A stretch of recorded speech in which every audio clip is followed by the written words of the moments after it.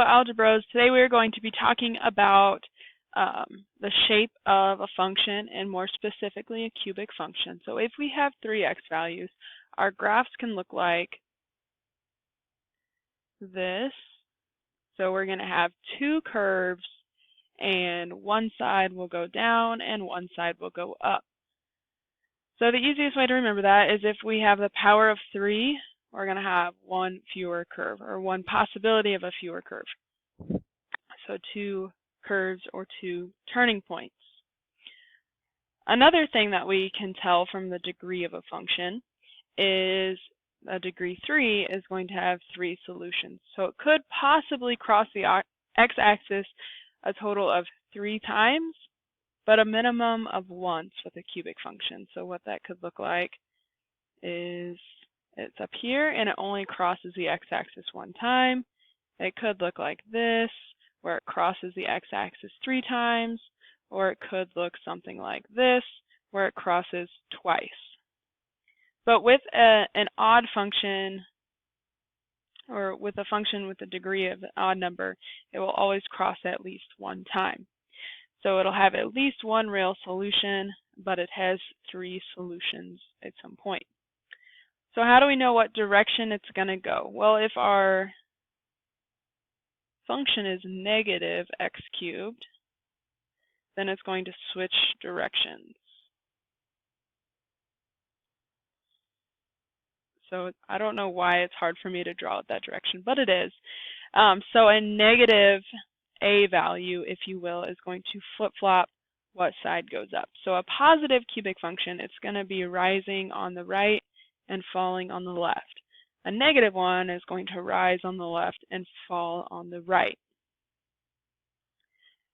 So remember our x values, or our x-intercepts,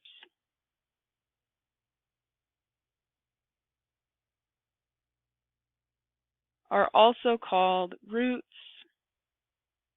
zeros, and solutions. Okay, so when you have an equation that's in factored form, so I'm just going to make one up real quick.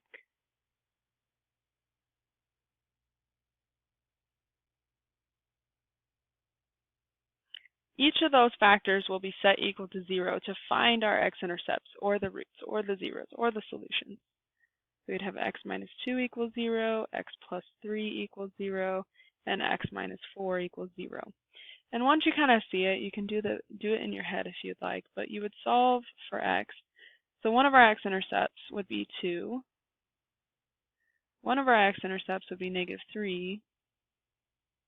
And one of our x-intercepts would be positive 4. Okay, so again, you can kind of do this in your head if you want. So notice that our solution, or the x-intercepts, or the zeros, are the opposite of how they appear in the equation, because you'd have to move it over to solve for it. So if it's x minus 2, the intercept would be positive 2. Right? If we have a solution or an equation like this,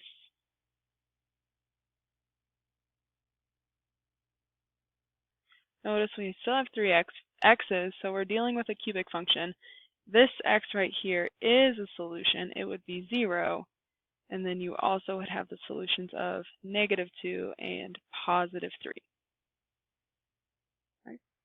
So now that we know a little bit more about that, which you should have gotten it in your Khan Academy stuff yesterday as well, let's go ahead and predict the shape of some graphs. So I'm going to write my x-intercepts off to the side. So my x-intercepts would be 0, positive 2. Oh, sorry, I don't know why I wrote negative. I said positive, didn't write it. Positive 2 and negative 4. So I'm going to plot those points.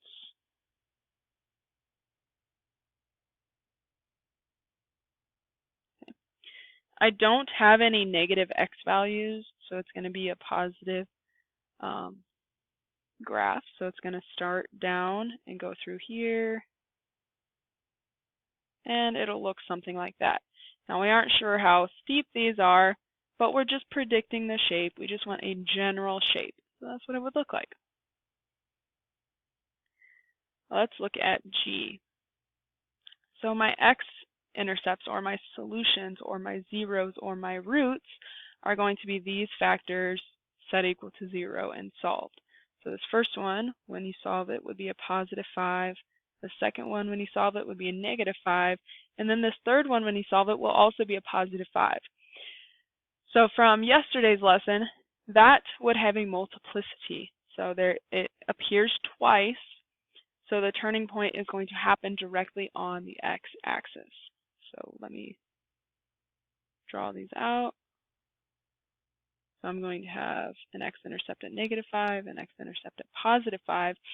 But at +5, that is the turning point.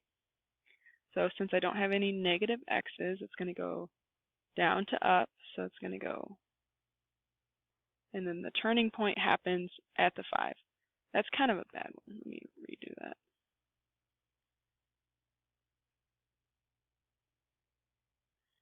And it'll look something like that. It's not totally perfect, but it'll look similar to that. I'm going to go through 4 more examples in my next video, so stay tuned.